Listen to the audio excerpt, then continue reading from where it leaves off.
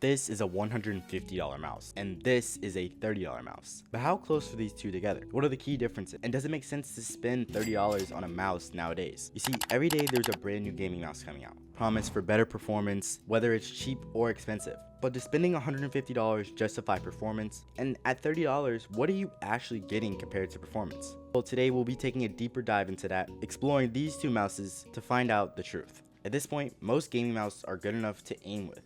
The difference is everything around the sensor. The wireless stability, motion consistency, build quality, coding, the feet, the software, and the quality control. The Superlight is built to be a safe esports choice. It's predictable every time, while the Attack Shark is built to be the value cheat code. At $30, the specs look insane. And for the money, I mean, who isn't picking it up? Now, if we're talking numbers, let's put these on a scale. The Superlight is around 60 grams and uses Logitech's Hero 25K sensor, while the Attack Shark X11SE is about 63 grams and uses the PixArt Paw 3311 sensor. So on paper, the weight is basically the same, but the big differences start to show up in the sensors, the wireless capabilities, and the overall build quality. But before we get into sensors, let's talk about shape. Now, of course, there are thousands of different mouses on the market, and not everyone is going to fit every single hand. So of course, if you're not comfortable with the grip, then none of the specs matter. The Superlight has that universal safe shape. It's made to work with a ton of different grip styles without doing anything weird, while the Attack Shark feels like it's chasing that general safe gaming mouse vibe. If you take a look at the two mouses, you can obviously see the big difference. The Superlight has a big hump placement around the mouse, which changes the whole way your hand sits on the mouse. The Attack Shark is more flatter, while it's built for a more ergonomic design. Now, to be honest with you, I've been using the Attack Shark for the last 3 months or so, and coming from a Superlight, it was very hard to get used to. But anyway, it's time for sensors. The Superlight runs the Hero 25K, and it's famous because of its incredibly consistent low noise, stable tracking, and just behaves the same on pretty much every single setup. The X11SE uses the Paw 3311 sensor, which is a solid budget sensor, but it's nowhere near the same class as a top tier sensor you see in premium mouse, which obviously we're not looking for at $30. Here's what you'll actually notice when you're gaming though.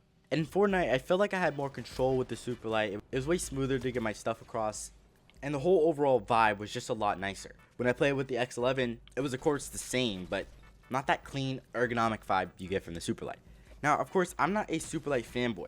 The real reason we're here to see if it makes sense to go all the way out and spend $150 on a gaming mouse. Now, if you're thinking a $150 mouse will make you aim better, then you're coming at it from the wrong way. Most people get that pro level consistency when you just stop thinking about the mouse completely. Now, here's the part where some people get confused. On the X11SE, the pulling rate goes up to 1000, which is fine.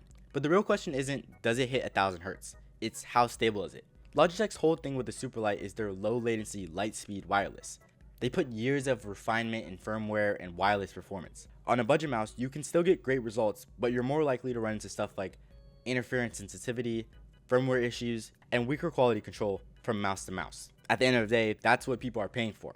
Not just performance, but performance that performs every single day. Now, back onto the build quality. The X11SE uses Wano switches rated around 20 million clicks, which is a lot. The Superlight typically feels tighter and more premium in the main clicks. The scroll wheel is amazing, and the overall shell feels great. Now, for those of you wondering about the skates, I don't have the original skates on the Superlight, but on the X11SE, I will tell you they're not great. When I first got the mouse, it was amazing, but after only 3 months of use, they definitely need a repair. Now, if you're the type of person who notices the small things like the scroll wheel, the coding, the feel, then you 100% need the Superlight. A $30 mouse is not going to do the job for you. But of course, the question that everyone's been asking for, which one do I buy? Well, let's break it down. Choose the Superlight if you want the safest esports pick, one that's trusted by millions of pros. If you care about long-term consistency and you're picky about the feel, coding, feet, and clicks, then spending that extra $150 won't hurt you. It'll only save you in the long run. Also, not to mention the amazing wireless capabilities. Now, for the Attack Shark, it's a great lightweight wireless mouse for cheap. If you're okay with potential compromises and refinement, and you're not trying to overthink tiny competitive edges, you're 100% getting what you pay for. A $30 gaming mouse that performs like an expensive one. The X11SE can absolutely be good enough for most people. It's not like the Superlight has one thing that absolutely kills the X11SE. It's more like a bunch of tiny things that all add up to be the most pros. But of course, you knew that when you clicked on the video. So what would I do?